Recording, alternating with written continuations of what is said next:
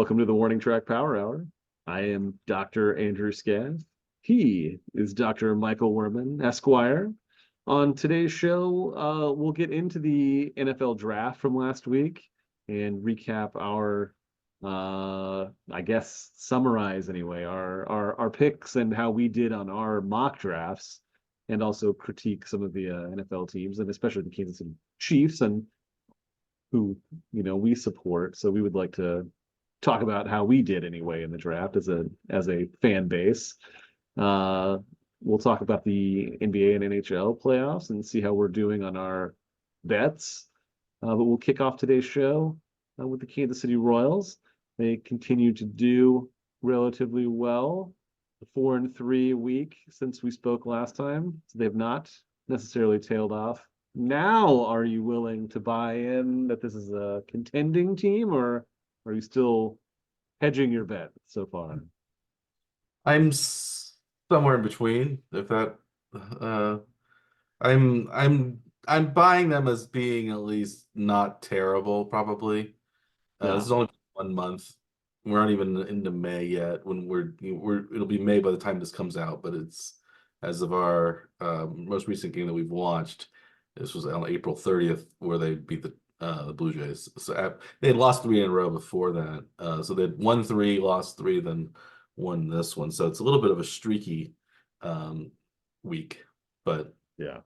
it evened out more or less on the positive side in the end for the Royals. But yeah, the pitching's still been pretty good. The hitting hasn't been quite as good. Not very many runs have been scored in a lot of these games for the Royals, or it seems like the last couple of games the bats have started to heat up again. But um, yeah, I think the Guardians are playing really well. So I think the Royals are how many games behind? Like two or three, probably It's behind the second in the Guardians. division, but 2.5 back of Two and a Cleveland. half. Mhm. And But 19-9 start for Cleveland. That's pretty good. yeah, yeah. So they're the best. They have one of the best records in the majors.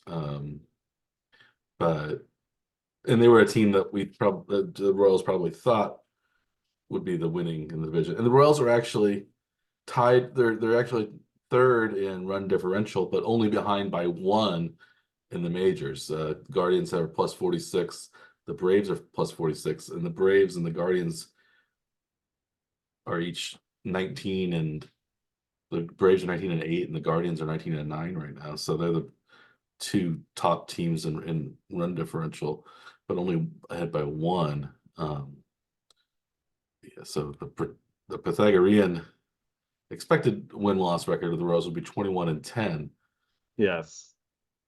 if it was by run differential, which is you think that's just bad luck, or do you think it's managerially related, or is it a little bit of both?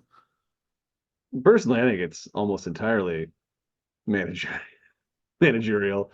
Yeah, some of the decision making is still very strange, like who they go to at what time in the bullpen and whatever the situation is seems to be a little bizarre. Like Will Smith came in as the closer to start the year, and he lost his job, I think rightfully so, just a few games into the season, but now he's like, sometimes pitching a sixth inning of a game that's not anywhere close to being competitive. So it's kind of, there's no hierarchy. It's like if you're not in the top spot, you're like just in the pool. It's not there's no like second guy, there's no third guy. It's just there's no situation that anybody can't be called on. And I don't think players that are expected to be closers like, think very highly of that.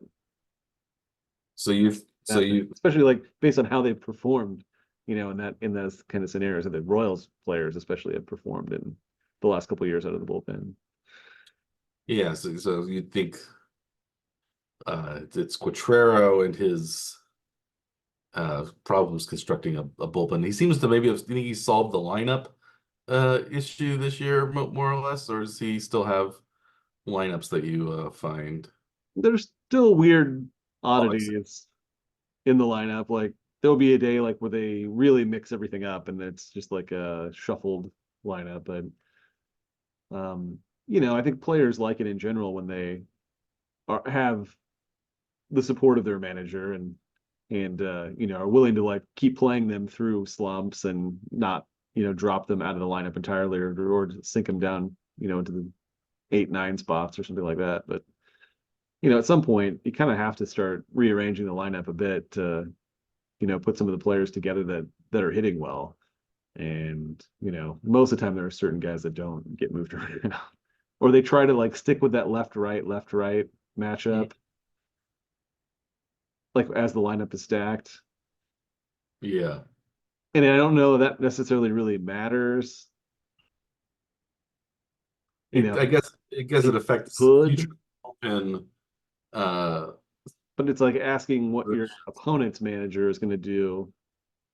Playing to that seems kind of silly, but yeah, idea like, oh, we don't want two righties in a row because then in the seventh inning, they're going to send in a tough lefty to get those two guys out. So we want to stagger no, them. But yeah, you would think maybe it's not as good because well, you're staggering them for perhaps late inning situations, but you're not putting them in an order where they can create the most runs in the earlier innings, and so there's seems like there are more earlier innings than there are later innings. the So you would bulk of the innings, yes, you would say like at least 2 or 3 times through the lineup, you would want them to be there. Uh, that you want the RBI guy behind the guy who gets on base, behind the other guys who get on base. You want um, the top of the order to be the strongest and the yeah, lower parts to be if there's not as strong guys in the lower part of the lineup, and yeah, whatever they bat is less important than just how you get on. And you can order it, maybe order the lineup by you know if you're facing a lefty or facing a righty. If some of those guys you get on base would get on more against lefties than they would against righties. So, yeah. but yeah, I think they should prepare more for the starting pitcher or the early innings than I guess you say the late innings are high leverage situations, but they're only high leverage because you didn't do as well in the beginning. Right, yeah, If you scored a lot of runs early, you wouldn't have any high leverage situations that you had to worry about. Um, right. or it would be a high leverage situation with you up a run rather than maybe down a run. Or down Uh, 3 or something because you didn't score enough early. yeah, And I don't really like seeing them like platoon young players against the opposite pitcher or the same-handed pitcher though. Like Massey was like not getting to start every day. If there's a left-handed pitcher, then they'd frequently take him out. It's like, well, you're not allowing him to develop then against left-handed pitchers. If you think he's a long-term solution, then you need to see him face as many lefties as you can to try to see if he's actually able to hit lefties eventually or even out that split anyway. So it'd be good to see them not hampering the development of players just to try to get old veterans that they don't have a history with the team more playing time, like yeah. Hampson and Frazier, and some of those guys are playing about every day. And I don't know that we really need to see them play every day because they're not really part of the long-term picture for the franchise. No, they're just maybe 1 year rentals is what you hope they are. Maybe they think they could be like trade pieces, but I don't know they're playing well enough to have value at the deadline. So, we just have to kind of wait and see what happens with that. But I don't know that any of them have, maybe outside of Seth Lugo, who has pitched really well. I don't know that any of the free agent additions have really contributed enough to be, looked at by other teams as solutions for their needs. Yeah, well, and right now that you're not going to try to get rid of any of those players because you're playing well enough that you're going to keep them the whole year Yeah. anyway. But you think, well, maybe you could have been doing even better if you hadn't latched on to those guys. But Michael Walker has been all right, I guess. He's He has. basically Grinky, though. It's like the same kind of expectation that you have from him. If he goes 5 and only gives up 3 runs, then it's a huge success. But it's not necessarily somebody you're gonna look at for a long-term solution. It's probably just this year, and then that's about it. They're paying him like 15 million or something this year for to be just sort of okay because he's not 25-year-old Micah Walker. He's 33-year-old Micah Walker. But I guess who do they have behind the, you know, do you want Jordan Lyles? Yeah, and I Uh, don't know what's going on with him. He's on the restricted list now, so it seems like he's dealing with some kind of personal matter that isn't publicized. But so he's away from the team right now, and he probably would have been a starter a few days ago if yeah, they brought Bolin up. yeah, to Uh, take Marsha's spot in the rotation after he was hit by a line drive. and Bolin didn't have a particularly good start. He only pitched a couple of innings, gave up Yeah, um, three, I think more, 4 runs, I think in 2 innings, two-thirds innings, something like that. yeah, two Yes. bucks, something like that. Yeah. Um, yeah, but I think the Royals, I'd say if you give them give the Royals a second month, and if they're in the similar situation 2 months from now, that's where I'd start to say, yeah, we'll buy them as a competitive team rather than just, I don't know, 1 month. We have played about 1/5 of the season Yeah. almost.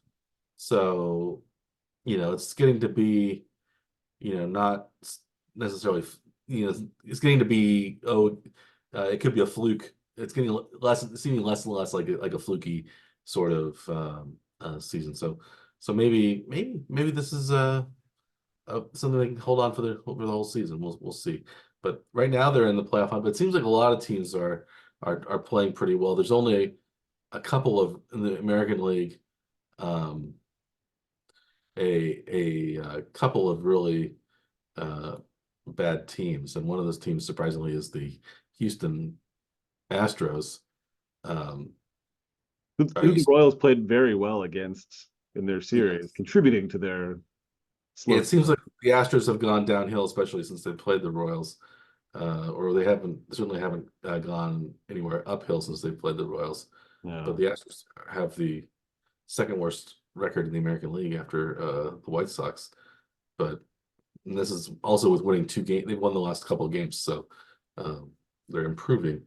They were farther down, but um, it seems like in the American League, though, most teams are like this is what usually happens because we've only played a certain number of games. Most teams are somewhere close to 500, Yeah. uh, and so any of those teams could still make a run for it. Usually, the Royals are the team that are a little bit like the White Sox, 6-23 or something really terrible. What did they start out last year as? Do you, Oh, I'm not sure.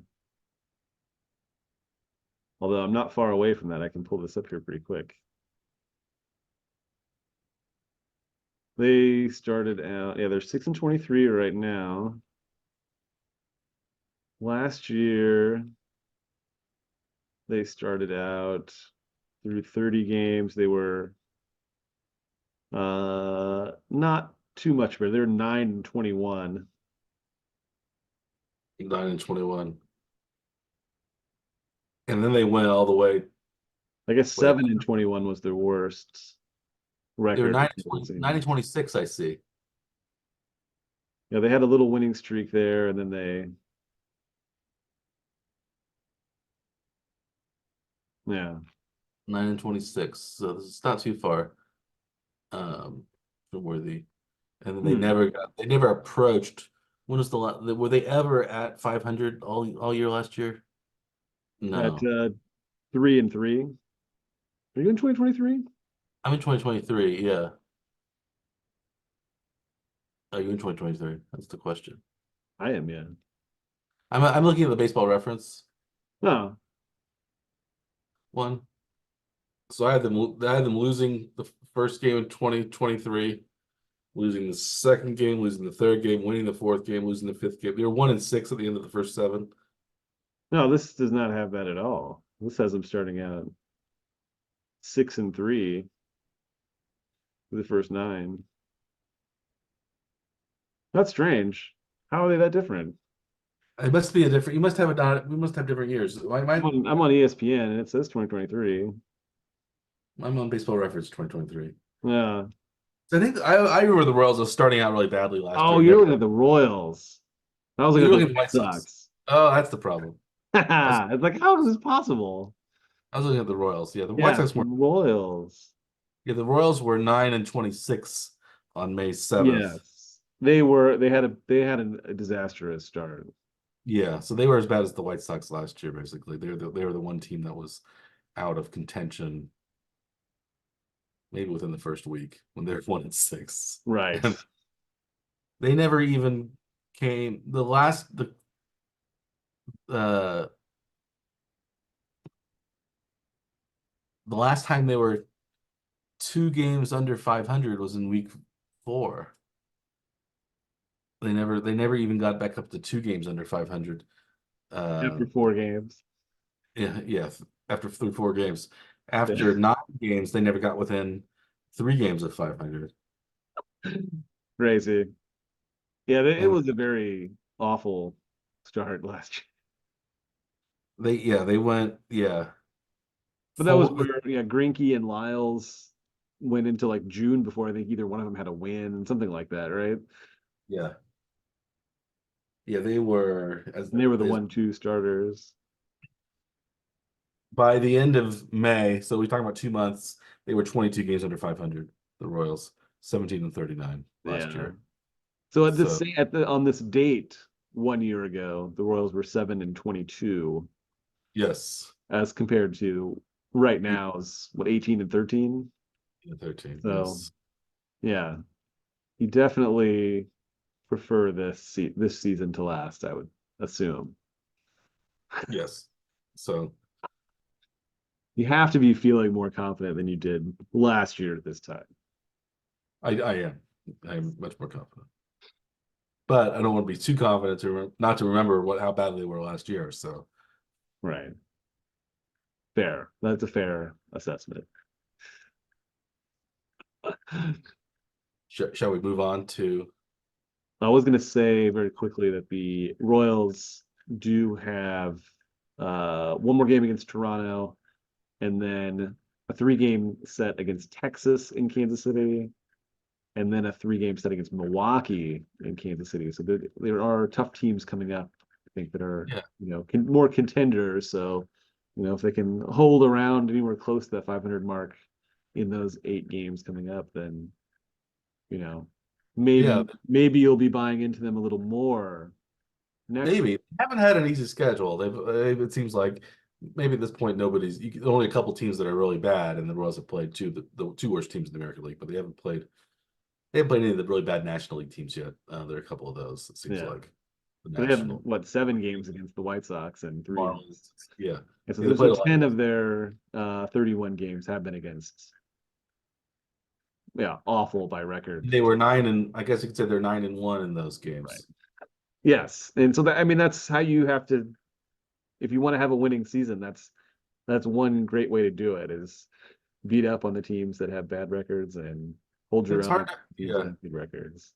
yeah. Even against bad teams, it's hard to win 9 out of 10 games. So Yeah. yeah, And last season they were losing badly to bad teams. So yeah. Oakland had their number. It seemed like, and yeah. they weren't winning against anybody. Yeah. I guess what teams that are having more success in other leagues, at least anyway, because now we're in playoff time. Ooh, yes. In the NHL and in the NBA. So yeah, we're past all of the struggling times, now just into the playoffs. Only Yes. two teams remain. Well, some of these teams are struggling in the playoffs that we've thought maybe would be better. Particularly in the NHL, it seems like my Toronto Maple Leafs were on the brink of elimination. I picked them actually to win the uh, Eastern uh, the Eastern Conference, but They staved off elimination and won in overtime tonight. they did. They did. Okay, they're down 3-2. So that just happened while we were on air. Yes. Um, so now they're down 3-2. So they have to win the next 2 games. I think the next 2 games are at home though.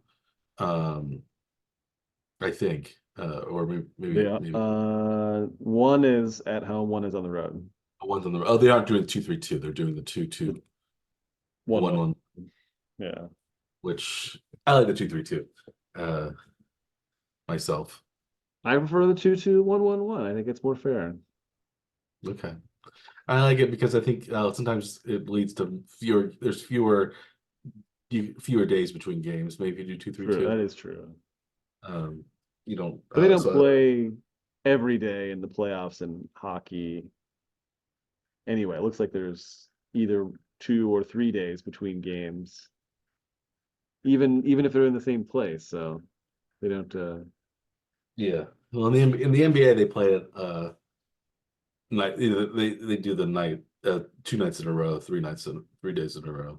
Yeah, I think maybe they don't always do. probably. Maybe they don't always do the 3 games in a row. I'm not sure.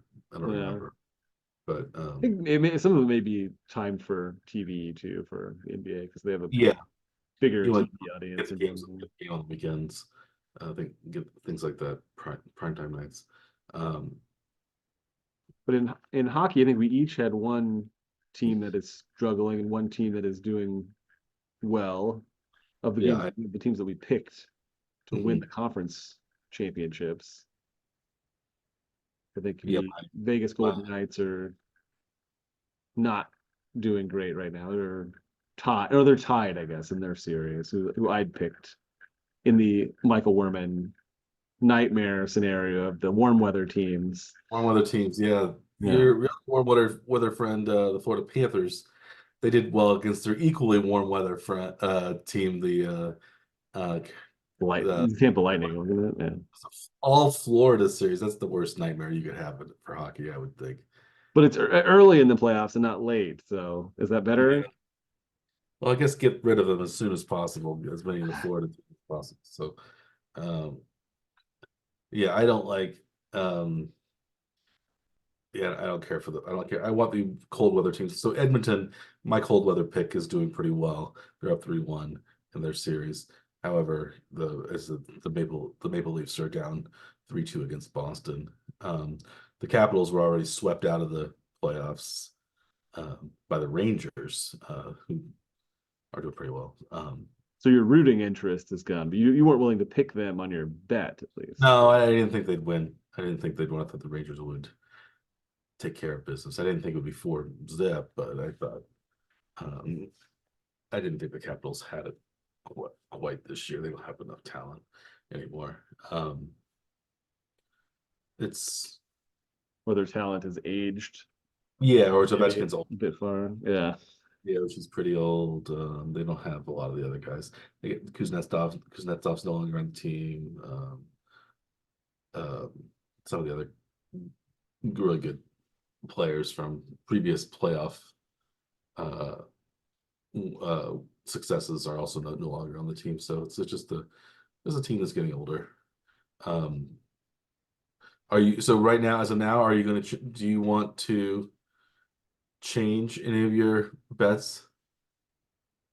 Well, I guess my teams are still alive, so I would probably hang with them for now. How about you?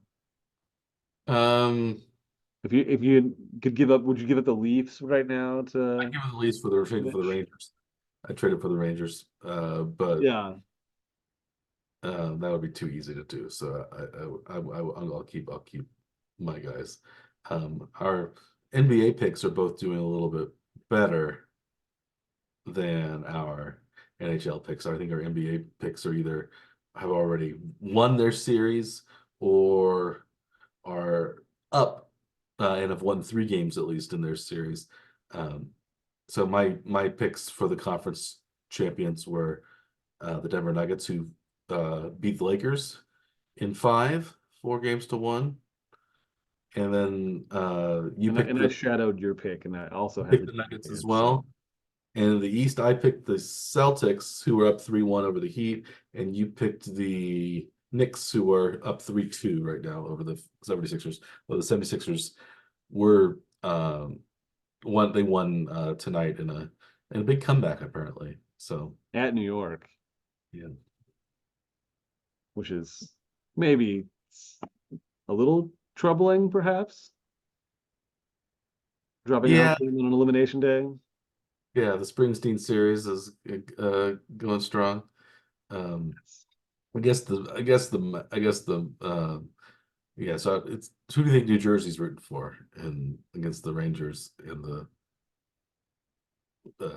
and the yes, it's not the Springsteen Series, the Devils aren't in it, but it's the we're straddling New Jersey with Yes. the Rangers and um the Flyers. Not the Flyers. No, this is the I was thinking hockey. It's not the New Jersey hockey Yeah. series. It's the Knicks New and Jersey Sixers. Knicks and Sixers. Yeah. Somehow I transported myself back to the NHL. Oh, Maybe because I was thinking of I don't know why. I was thinking I associate I guess maybe I associate hockey with Springsteen more than I do basketball with no. Springsteen. It seems more like a gritty working man's sport, perhaps. Yeah. I mean, Basketball do we is know is he a hockey fan? Is he a Devils fan or does he have a team or I do we know? You would don't guess Devils, know. I would guess, right? Because I he's would guess Springsteen guy. Devils. Yeah. But I don't think if he was a sports fan. I don't know. I don't. Yeah. I remember in his most one of his most famous songs, in Glory Days, he talks about man that he could throw that speedball by you. Glory Days, no pitch is called a speedball. Maybe he's referring to uh The drug the cocktail. narcotic uh speedball. The was it heroin and cocaine together? Is that speedball? Uh I don't remember. You aren't a hardcore drug Okay. user? Well, that'd be an upper and a downer. I don't think is that what it is? It's probably like It's cocaine and heroin. it Yes. is cocaine and heroin. Okay. That seems weird that it'd be a speedball because Yeah, but they're they'd since since, be opposite effects. So since when do the hardcore drug users make sense to you, Dr. Scaff?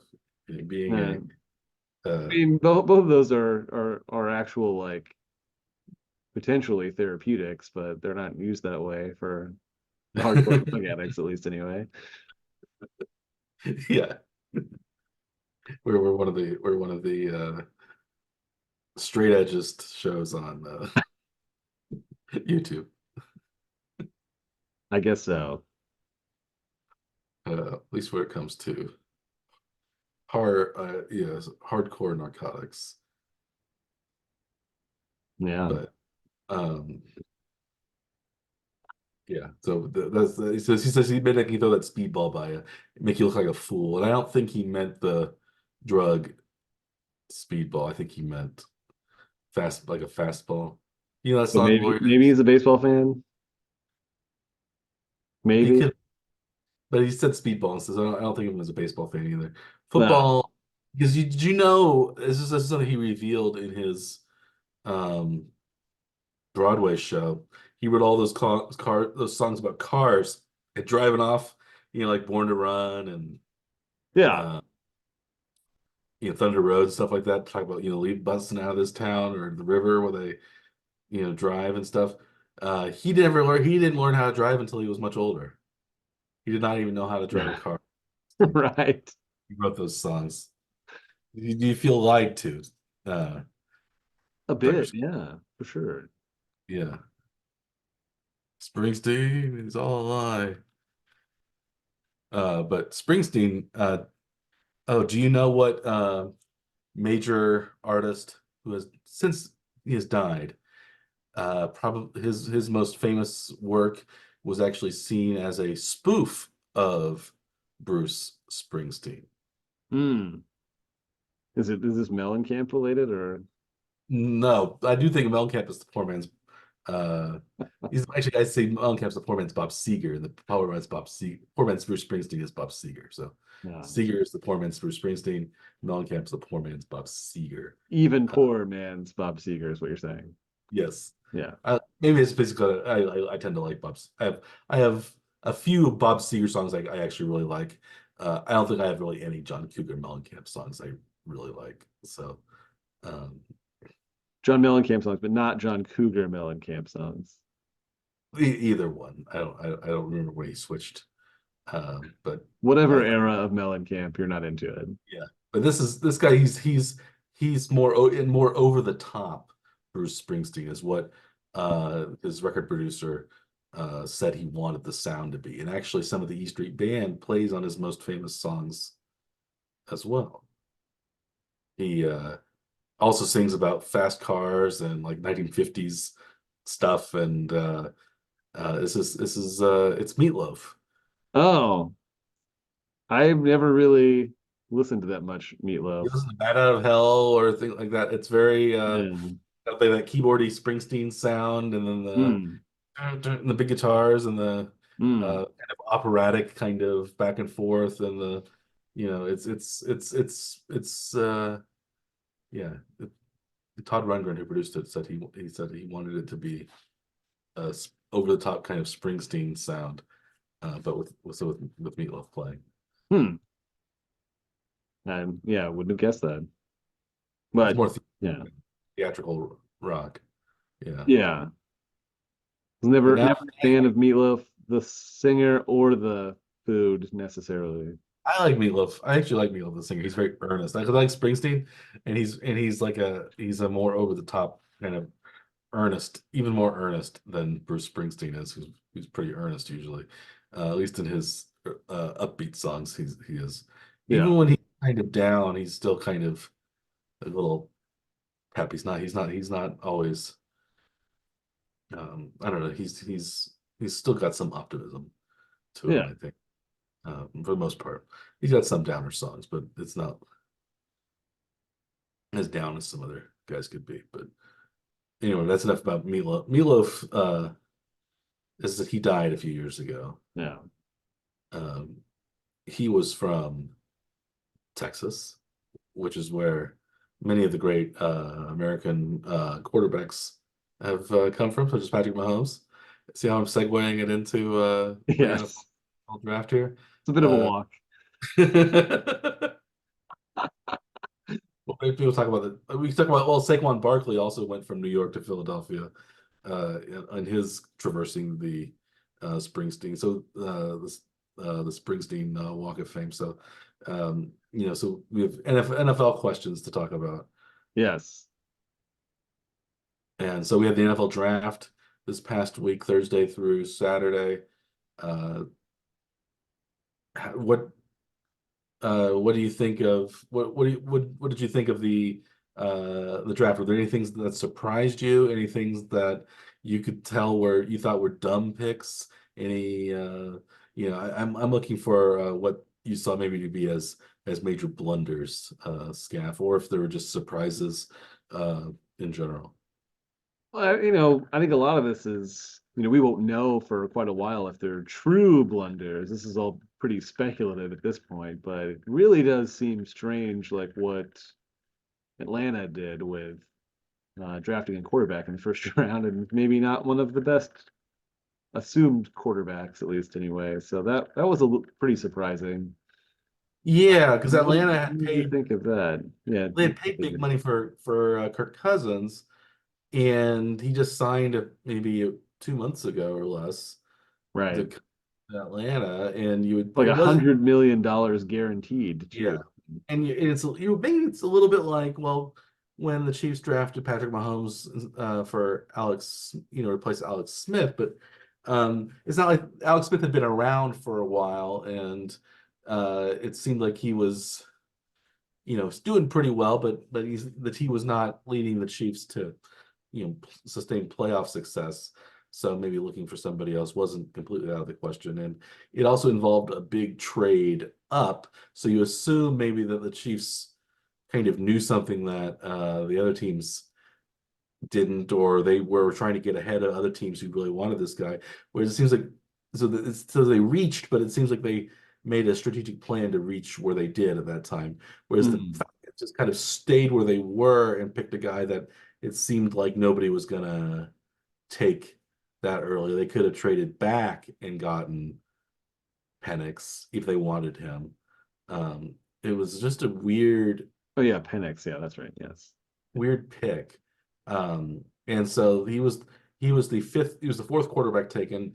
I don't think anybody saw him as better than the fifth best quarterback, at least of the national draft experts. They all saw um, Caleb Williams as number one, Jaden McDaniels or Drake May, one of those two, as number two, and then Um, yeah, the one is number 3, and then JJ McCarthy is the 4th, and then is either Penix or Nix is the 5th or 6th best players, quarterbacks. But yeah, I was surprised.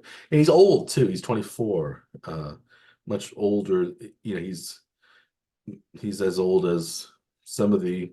I think he's older than Desmond Ritter, who are at least as old as Desmond Ritter, who the Falcons have gotten rid of and said that he's already washed up and not good enough to be Yeah. the starting quarterback for Atlanta. So it's yeah, and so if he sits for a couple of years behind Cousins, he's 26, 27 when he gets a chance to play. Um, I mean, that's a little bit like, you could also say maybe it's a little bit like Jordan Love, but Jordan Love was also younger when he was drafted. He was Mm. only 21 or 22. Mahomes was young when he was drafted. It's like these quarterbacks that they think they want to sit and develop, they're all fairly young when they're drafted, rather than on the old side like Penix and Nix. Speaking of Nix, he went number 12 to the Broncos. Again, that was the sixth. He was the sixth quarterback in his first 12 picks. I think that's a record. Um, Tied a record with 6 quarterbacks in the first round. 6 in the first 12 was definitely a record. Right. But um, And it was very heavily offense too, wasn't it? Like first 20 picks, first 23 first picks. the first 14 picks were all offense, and then Oh, it was 20, uh, 23 in the first round, then must have been. 23 in the first round, maybe. Yeah, Yeah. the first. Uh, It's not balanced at all, right? It'd be, yeah, 16 and 16 would be balanced. So yes, yeah. or 14 or 15, 15, and 2 special teams players. Yeah. Would be There weren't a balanced. lot of special teams players picked in this draft, though. Did you see one team pick a punter? Did you see Yeah, pick the punter? I don't know who picked the punter. There was a couple of kickers I think taken as well. Yeah, I think 3 kickers went in the 6th round. But yeah, the Bears took a kicker in the 4th round. Took a punter in the 4th round. Sorry. Punter in the 4th round. That's Matt Ariza Yeah, territory. which is a Speaking of Matt little Ariza, Chiefs also picked surprising. undrafted free agent punter to, I guess, give him a little bit of competition. So maybe Yeah. Ariza the shoe in. Um, but yeah, since we're talking a little about the Chiefs now, do you think the Chiefs ended up picking Isaiah Worthy, not at number 32, but they traded up to get to the Bills to get 28. Took not Isaiah Worthy, Xavier There you Worthy. go. Yes. Uh, was there an Isaiah somebody? I'm Hmm. confusing him. No, yeah, Xavier Worthy. Um, Yeah, were you surprised by the trade to start with? Because the Bills moved down 4 spots and then moved down another spot with another trade, and then picked a wide receiver also. Did you think that was yeah, a bit weird? well, I think Bills fans thought it was weird they were trading with the Chiefs to help the Chiefs pick their wide receiver. They also traded with the Yeah. Chiefs. The Chiefs traded up to get Patrick Mahomes from 27 and 10 in the 2017 draft. So um, Right. I never figured out the 27 and 10. If you rearrange those numbers, you get 2017 for the 2017 draft, Yes. where 28, 32 don't have that interesting connection. But no, I think hopefully the draft turns out to be just as good for the Chiefs. I don't think it'd be, and I don't think Love would be just as good because it's not a quarterback that Xavier Worthy is. But I think if it's also turns out to be positive for the Chiefs, the Bills, who did they get? They got a different Keon Coleman, Coleman out of Florida Florida. State. Yeah, so perhaps. Do you think in something like that? Do you think the Chiefs and the Bills say you can trade with me as long as you don't take the guy I want? Do you think they do anything like that, or I just found it surprising that they ended up drafting a wide receiver, which is what the Chiefs used in the same slot that the Bills yeah, had. So that's what maybe that's they what you'd kind you of want guess. It's like, oh, we want a defensive player. We don't need but the defensive player we're interested in is lower. on the board, so Yeah, no so one else maybe is you going to would pick him say, between now and there. yeah, That's you'd think that they would be different positions, but unless you say, well, you might ask who are you going to take, and you say if you don't, they're going to take, you say I'm going to take, you may, be honest about it, which one you would take at that position. yeah. Uh, if you, Do as you long have, as you do you don't, have any intention of trading with them later in the as long as you don't future? take our, yeah, as long as you don't take our guy, you can trade into this spot. And Yeah, so I guess that means that Worthy probably wasn't their guy. must not have Or if been. he was, that would have been the dumbest move of the direct. Well, maybe not. Maybe the Penix still would top it. It would be a dumb move for sure if you trade It's out of this. it's also, I mean, just going back to the Atlanta decision making too. It's like if they were worried that Cousins could get hurt and they wanted to have a replacement for him ready, that's still strange. Then why would they still pay Cousins $100 million guaranteed if they don't have the trust that he's going to be able to play those 2 years? All of it together is very odd. Yeah, I think so too. I don't. It seems like I think it seems like the Falcons predicted something would happen that didn't, and then Just I don't know. somebody, whoever they like the most, rather than anything else. Yeah, I think maybe they thought, oh, we're gonna pick Joe Alt or somebody. We're gonna get one of the tackles, or we're gonna get one of the top receivers because it's gonna fall back to us or something like that, or back or yeah, it was so strange, I think that Well, you just spent a lot of money on a quarterback, and you have not had a very good quarterback on the roster for since Matt Ryan's declined, I guess. So you'd think that you'd want to put somebody else that would help that quarterback do better. So you'd pick another, at least a skill position somewhere, right? That would, yeah, make it out add to the easier. talent, right? That I guess so give you them well, another weapon. I guess they weren't gonna pick Bowers because they have Pitts uh and they weren't gonna. I guess they could have picked a wide receiver. I think a defensive guy would have been good too. They could have picked an edge rusher or something like that. Probably would have been a better fit. Or trade, or if they wanted Penix, they could have traded. It seems like they could have traded back because it seems like there were a lot of teams that wanted to trade up. Minnesota traded up to get their quarterback. That was McCarthy, right? And I'm sure when they drew Minnesota, it seems like wanted McCarthy for a while. I think each of us had thought that McCarthy was going to go to Minnesota in Hmm. our preview drafts. Um, I think, yeah, I was surprised that, yeah, the again the Penix thing was just so weird. But any did any of did the Knicks, we mentioned Knicks a little bit. Did the Knicks pick surprise you? So now we have Jared Stidham, Bo Nix, and Bo Zach Wilson. Nix. I thought maybe you'd switch sports, and now you're talking about the New York Knicks. No, Uh, no. Bo, not any sports this time. Bo Uh, Nix. Bo Nix. So of the three, Bo Nix, Jared Stidham, or Zach Wilson, who would you rather have as your starting quarterback if you had to pick one of them? I don't even know. I don't even. Yeah, I have no idea what they're gonna do. This is bizarre. It's like maybe you'd almost want to just go ahead and start Knicks, I guess. I don't mean it seems very odd. I mean, all of it's odd. Well, Nix and Zach Wilson are basically the same age, and Zach Wilson's already been declared to be a bust. So, but that's three, But he's still young, so he has three more. He's been in the league. He's been in the league for 3 years, so he's not. It's not like I think Zach Wilson had more success in college than Nix did. Nix was on some good teams, but was not. He didn't have to put up huge numbers all the time, and he had some struggles at Auburn before he transferred. So like I think, but Zach Wilson had a really, really big season for BYU, which is what sent him into the uh, top of the draft. But or get second pick overall in the draft.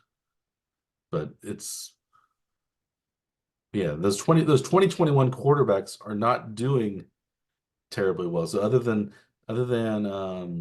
Trevor Lawrence, who's Trevor still Lawrence. starting. So the number 2 is Zach Wilson. He's on his second team. Number 3 was um, what's his name from San Francisco? Trey Lance. Trey Lance was number 3 that year, so he's on his second team. I Yeah. think the next quarterback taken was Justin Fields.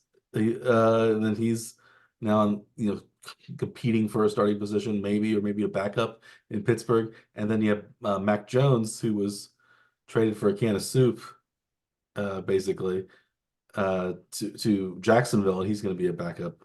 Wasn't it Jacksonville? Backup Yeah. Trevor Lawrence. Um, but the Patriots, did you see the Patriots drafted 2 quarterbacks? Oh, I didn't notice that. They drafted Drake May, number 3. Oh, Yes. and then the Oh, yeah, sixth, they did. Sixth sixth round. round, sixth round, they drafted was it Joe Milton? Joe Milton from Joe Tennessee. Milton from Tennessee, who apparently has the strongest arm of any quarterback in the Really? draft. Yeah. So maybe is this writing on the wall for Bailey Zappi? Is he gonna be gone too? So it was both Mac Jones and Bailey Zappi are 2 top quarterbacks in New England. Are they both gonna be gone, do you think?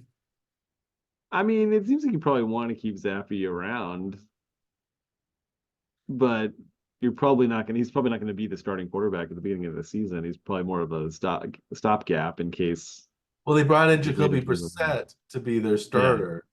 So they Brissett in May, you would think would be the number 1 and number 2, and then Zappi would Yeah. have to be the third quarterback. And Yeah. um, It's basically just disaster insurance more than anything else. I see now that perhaps Billy Zappi is available as a trade candidate. Hmm. Um, I don't know what teams right now it's a little bit late. I don't know what teams are going to trade for Bailey Zappi. Hmm. Maybe for the Broncos, you want another quarterback to really muddle so you want a 4-way competition rather than a 3-way competition. You bring in Bailey Zappi, or do you bring in Bailey Zappi in Las Vegas or some where you have Gardner Minshew, Aiden O'Connell, and I don't know who the third quarterback is there, but Yeah. would you bring in Bailey Zappi? I'm trying to think of places that don't have a established starter or backup. Are you sure Atlanta's not going to go after another quarterback?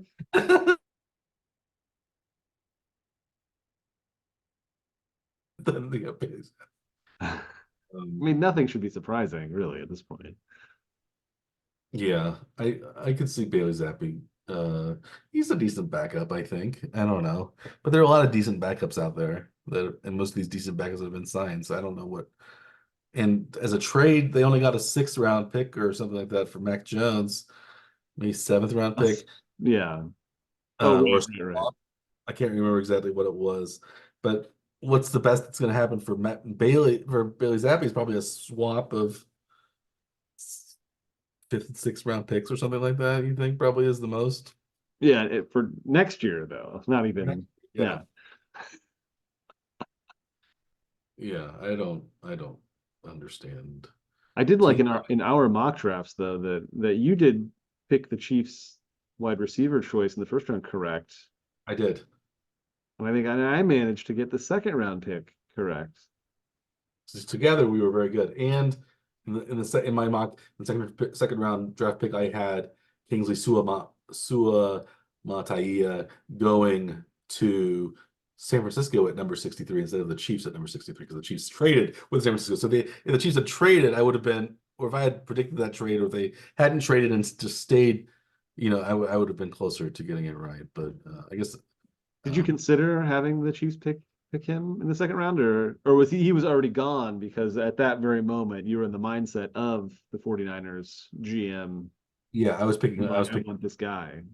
Yeah, so I knew it. So I guess that's why the Chiefs went up that high. But you had them trading up farther into that round to get. No, no, no, no, you didn't. He had him at 64. You had him at Yeah. 60. I had him at 63 the 49ers. Um, Yeah. I had the Chiefs going defensive tackle that game, round, and I thought maybe Chris Jenkins would fall, but he was drafted well ahead of number 64.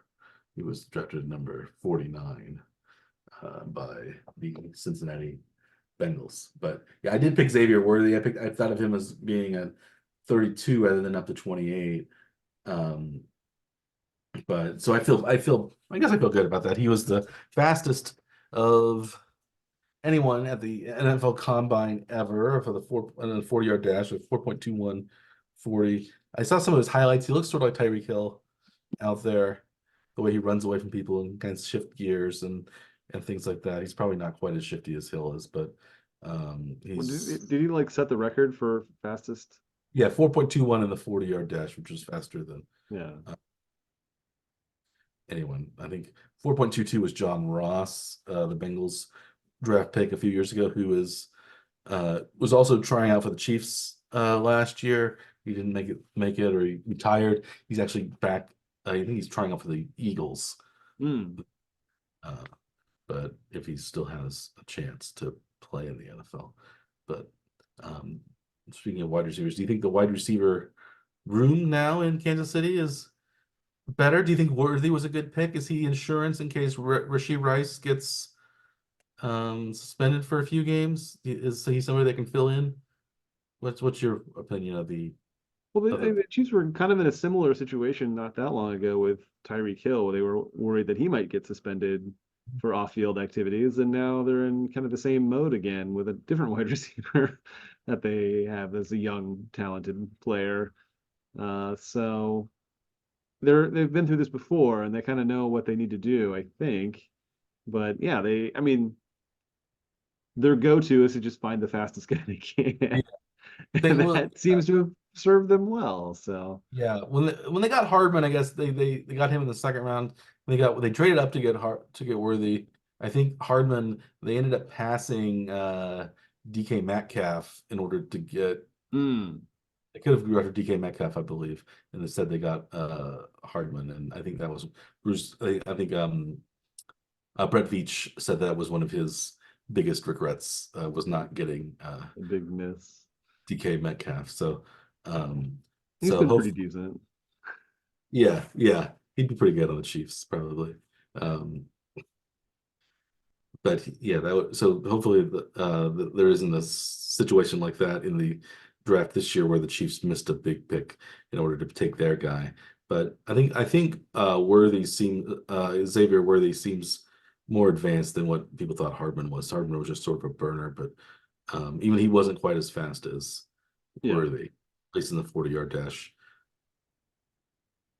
Were you surprised then to see that the Chiefs signed Travis Kelsey to a 2-year deal? A 2-year deal. So it's Yeah, they raised his salary. They bumped his salary. It wasn't an extension really. It was a salary bump. I guess it means that the Chiefs have some money that they aren't planning on spending elsewhere. They feel like their team's probably pretty good after the draft. They're just going to sign the draft picks and maybe get a couple of low-priced free agents somewhere. But I guess they feel good about their tackle situation now. Since they picked up Kingsley Suama-Taia to compete with Wanya Morris for the left tackle, it seems like. Maybe there's Mhm. Luke or somebody in that mix as well.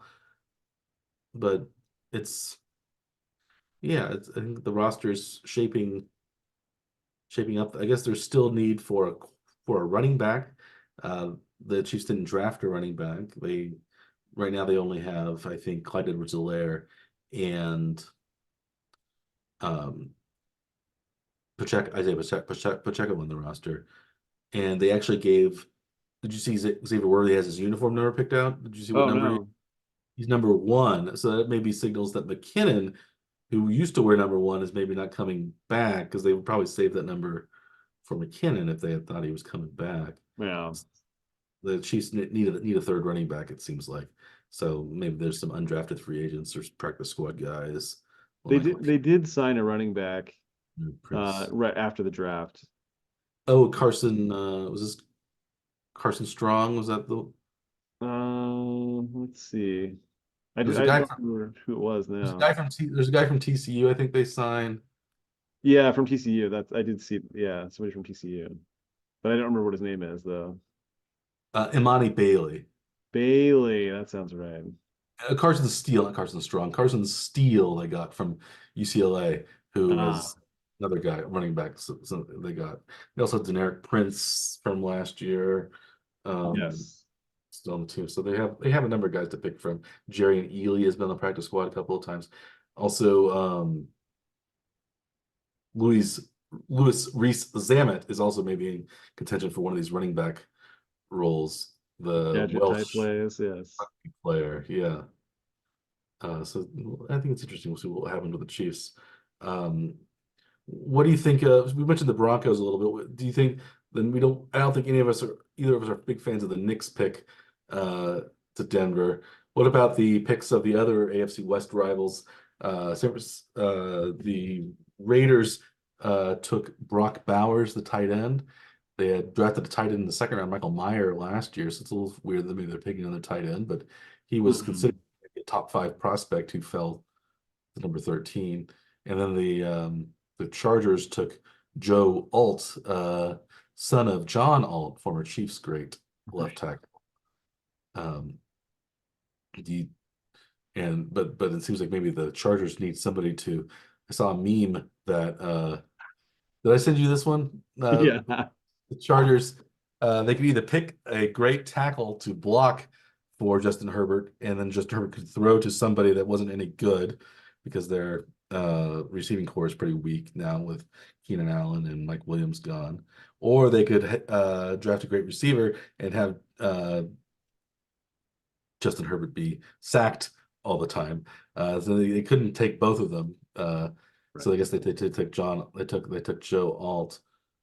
Um, do you think? What do you think of the rival the AFC rivals picks of the Chiefs or Well, I the think Chiefs rivals picks? of probably of the division rivals, I guess the Chargers had the least uh sort of odd pick anyway. Like, I mean, that's pretty safe to go with an offensive lineman, like because they, do so much. Every offensive play, starts with the line. So that's Yeah, not it's not going to be. You can't really criticize the pick so much unless he flames out immediately. and they got Lad McConkey, the wide receiver, in the second round, so they Yeah, got they got both of those positions of need early in the first two rounds. So you could say their they. first two picks. Yeah, Um, but but yeah, I mean, drafting two tight ends with their first round picks 2 years in a row is a bit strange because it's not like one of those like premier positions that maybe you they're planning on tend running a to lot of. churn through tight ends too. Like they kind of stay there usually for quite a while, so it's a little weird to go for the same position 2 years in a row. Maybe they're going for the two tight end look a lot, like the Aaron Hernandez, Rob Gronkowski era, before it was revealed that Aaron Hernandez was a psychopath, um, and had perhaps murdered several people, Perhaps, allegedly. allegedly. Um, yeah, so that I can't think of any. That's probably the best two tight end offense I remember uh, for the NFL. Yeah, Chiefs, when they've had one good tight end. They never really had two good tight ends at any one point. Noah Gray, maybe. The Chiefs did draft a tight end in the fourth round, Jared Wiley from TCU, who may be a future starter if depending on how long Kelsey remains. I guess Kelsey's going to remain 2 more years. It seems like. yeah. And So, that's what seems nice about that was that he signed a 2 year deal though was because in theory he could retire at any point. And this makes it at least look like he's planning on playing at least 2 more years. yeah. Because like the same kind of deal that you know the Chiefs top brass last week was extended for 5 years. So that's a good sign that the team is going to be sticking together. They're really going after this Mhm. three-peat concept and not resting on their past success or trying to opt out early and just retire and just be like, I'm good. Yeah, Yeah. yeah. It's nice to see at least as a Chiefs fan. I think it's We're good both to see wearing that. our Chiefs stuff today, so Yeah. obviously Um, we're pretty happy with the result. I think. Yeah, before we rest on our past success and get out of here, do we want to talk about the draft, our draft picks in general, how they corresponded to the experts and which experts did the best? Should we talk about that before we wrap it up? Sure. So we were one of the things that what we had thought before is how good at predicting the draft could we as lay people be, and are we as good? Could we be as good as the professional draft experts on ESPN, the Mel Kipers of the world? And how did those picks turn out, Dr. Scaff? So I think last year was really a crapshoot, and I think pretty much everybody did poorly. Even the so-called, yes, top tier experts did not do that great. And yeah, and once you start like, doing a mock draft and then the NFL starts trading, then, the drafts get wildly far away from what the expected outcome was. And it doesn't take much to go off the rails from anybody's mock draft. Well, same with like the NCAA tournaments. Yeah. It doesn't take many games before everybody's wrecked their bracket. So, yeah. Well, so yeah, one of the things that I looked at anyway was comparing like Kuiper's early draft, like mock draft, to his most recent mock draft right before the draft. He was much better Hmm. at the end, which you would hope would be correct. Do you think this is him being better evaluating talent, or is this him simply reading the tea leaves of the teams and figuring out what those teams like Well, better? I think a lot of it is just like what the teams have said about the draft. Like we knew pretty much for sure that Caleb Williams is going to be the number one pick. But in Mhm. January, I don't know that it was necessarily a guarantee at that point. So, and then, teams will sometimes hint at what they're doing. And, I think it's more of the reading the tea leaves, as you mentioned, than uh, maybe his own personal knowledge, at least anyway. But yeah, there were certain draft experts that we were not far off of them, I don't think, in general. So we did okay. We held our own. We relied basically on them at least somewhat, and then Maybe a I, combination of them and other sites for ranking players and stuff like yeah, that. I actually decided to do a little bit something different because I picked Jake Daniels as falling a little bit, uh, and not landing. And I thought it 'cause I thought everybody was picking him as they were picking Caleb Williams one, Jaden Daniels two, Drake May three, and then Marvin Harrison Jr. four. And I thought that was too easy. It seems like that's not going to Yeah, happen. Decided to go against that conventional wisdom. Turned out this time conventional wisdom was correct. It was very chalky at the beginning of the draft, and then until when Penix was taken, that was really what kind of changed threw things. everybody's board off. Yes, right. And those trades, then you don't know who's going to trade up. You know that different teams are interested in trading up to get the quarterback, since we knew that there were popular quarterbacks, at least in this draft. And if you didn't guess right, then it sort of, had a butterfly effect and, Mhm. yeah, sort of wrecked everybody's draft orders and everything. There were a lot of trades too, like across the whole draft. I was surprised at how many trades happened, early and often. It was a bit, you know, throwing a big wrench into whatever order. And, they set these orders. It takes a long time to figure out. You play 17 games to figure out where your draft order is, and then you just trade constantly anyway. And that's what doesn't really even matter, does it? Yeah, yeah. So the Chiefs traded twice Yeah. up in the first round, up in the second round, and they didn't lose any picks each time. They just swapped picks. I think Yeah. they traded a fourth for a third at one point, but Well, San Francisco not a third traded for one. the But pick that they traded to the Kansas City. They traded to move down one more spot, yeah. which is weird anyway, right? To just move down one spot that there's a Well, value there. maybe you do it because if first round draft picks have 5 years potentially of team control, whereas the second round and lower only have four. So maybe if you're Carolina, you say, well, you like this receiver, we'd like to have a fifth year option on him instead of just having for 4 years. Yeah. So that there is a little bit more of a benefit, but yeah, the Chiefs when they traded up one spot from 64 to 63, that doesn't really do anything other than perhaps prevent some other team that was going to take him trade into that spot, but seeing it's yeah, it was just a little odd, but maybe it just Yeah. helps giving you an extra guarantee if that's the player you want. Yeah, they And must have like their sights on somebody, and then they move up how far they think they need to move up just to get that one somebody. yeah, Whereas some teams may just let whoever's just pick the best available and just let them fall to them, or hope that they can have somebody fall to them. But yeah, were you surprised at how late in the draft that some of the running backs ended up going? Was that I not surprising to you? it wasn't that surprising. At least I didn't think a running back was going to go in the first round. Um, when was the first running back taken? In the second round, I think. It was, yeah, early second round. Jonathan Brooks. I think I actually thought maybe running back wasn't going to even be taken in the first two In, rounds. into the third round even. Yeah. So, Well, it so wasn't I that early in the second round. 46, so mid second round. Yeah, Yeah. mid round. Yeah, I was a little surprised that like that Corum didn't go higher. Blake Corum from Michigan. I don't know if he had the best measurables of teams, but he was very good as a productive college running back, but I don't know if he had the You'd 40 think time. that everybody watched that the national championship game, so you would think that that would, at least for exposure wise, would help move him up because he played Yeah. really well in that game.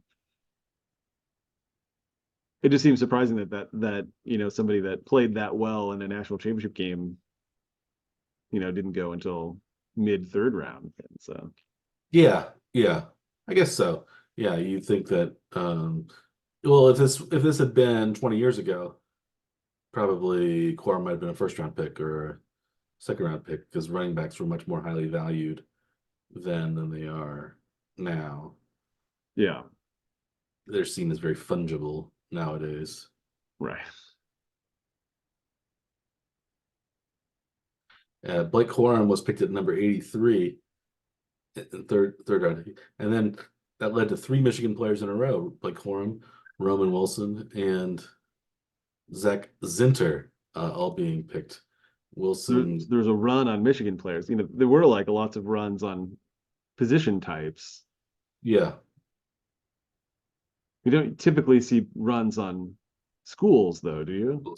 not usually, Yeah. not that I come across, unless maybe if it's like LSU that one year when they won the national championship, when Edwards Alaire was like one of like 6 or 7 LSU draft picks in the first round Yeah. that year, wasn't it? It was something like that, I Yeah, it think. was a really high number in. It was the Joe Burrow year when he got picked, and obviously Joe Burrow was a very good player, but he had a lot of talent around him, just like he's had with Cincinnati. So it kind of remains to be seen if Burrow can win without very elite receiver help. Because not only were they elite in college, but they were kind of the elite of the elite. Um, so, uh, but now it looks like Mahomes won't have the bad receiving core. He's is going to be pretty good. It's a lot faster. I think Hollywood Brown is a 4.27 40-yard dash he was timed at. So Yeah. the Chiefs maybe brought back the so-called Legion of Zoom that they had when Tyreek Hill and McCole Hardman and I guess Demarcus Robinson, all that. Was he? Yes, he was fast. I don't know. Yeah. Uh, yeah, He's an NFL wide receiver. He's David been faster than Watkins. an average person. Yes, definitely. Um, That's what but I always thought that there in like the Olympics, there should be just so you can see for comparison purposes how much more athletic Olympians are than average people. That there should be in like each race, there should be one person they pull out of the stands essentially to run the event with them. it'll be good. Just so you can see. Yeah. They'd have to have a lot of insurance for that. Right. Yeah. I So, mean, yeah, you probably wouldn't want to pull somebody out of the stands to like run a marathon because they're not going to finish it. yeah, heart attack on the first mile or You don't want something. that. Maybe get one of those like old fat guys in a scooter and see how fast they could run a marathon compared to. So I don't know if those scooters can go 26 miles on one charge. They can probably go. but how fast could they run? Could they go as fast as a average marathon runner's pace, which is about it takes 2 hours, about a little over 2 hours to run Yeah. 20. Low four, I think, minute miles. So yeah, a little so it's like 13, almost 12 to 13 miles an hour. So 4 to 5, between 4 and 5 minute miles. Yeah. Uh Yeah, I think 20. the top runners are, yeah, low fours for, you know, for the entirety of a marathon, which is insane. Yeah. Yeah, so yeah, that's crazy. But well, I mean, we'll the only time I've ever done a 4 minute mile is in a car, so that's yeah. I yeah. ran a mile and five something when I was in high school Um, for soccer. But that was my high. And I was almost dead afterwards. It was because we had to run 3 miles in 21 minutes. yeah, Um, I've which was never pretty done that in my life, that's so really hard to do. So, but I did it one time. Uh, not a speedster at any point in my life. yeah. Oh well. Um, speaking of speed, we've wasted it. We've gone on for long enough. Is that do you think we should wrap up this week's episode of the One Trick Power Hour? Sure. Speed was it stamina, distance? I don't know. It was a tortured metaphor, but we've still reached the end of our journey. We hope you've enjoyed this episode, a little ramshackle, perhaps, compared to some of our previous efforts, but maybe it fits right in. I don't know. What do you think, Dr. Skev? Eh, par for the course. Par for the course. Okay, he's the expert. Um, you're much better golfer than I am. Hmm. Because you actually played golf a few times. Played some, but it's been a while now since I played last. So it might be more even than you think.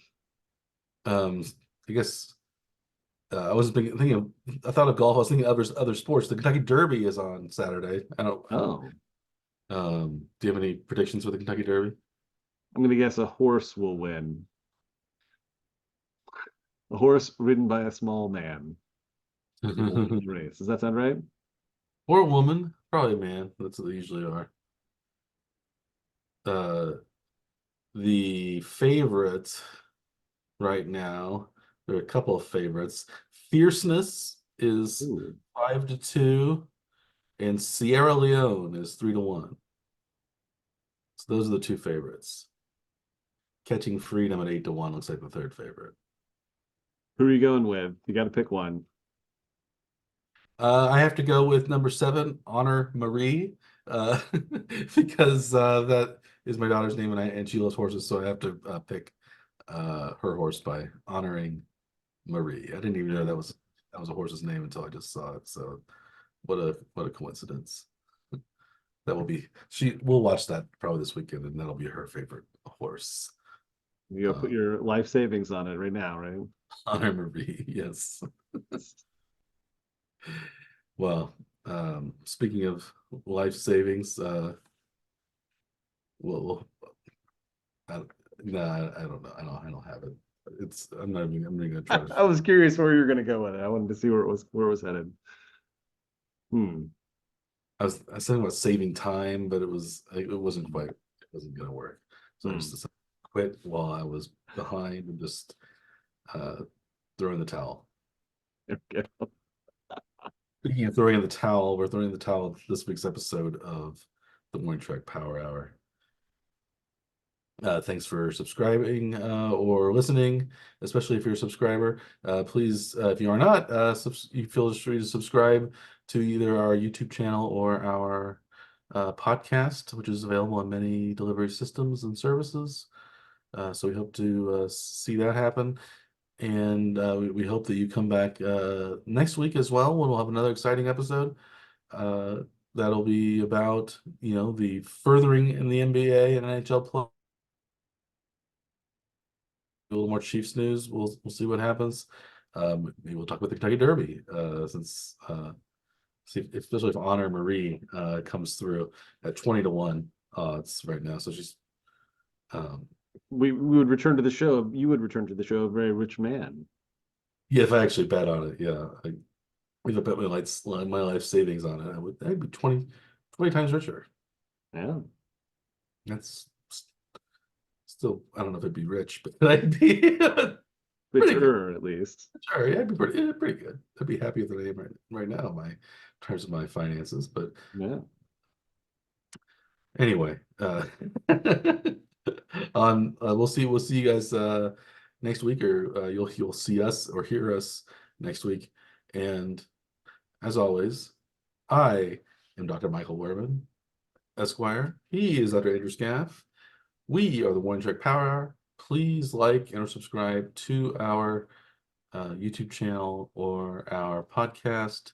And we wish you all good luck this weekend in your various betting and rooting situations. And we will see you next time. We'll wish you all a good day.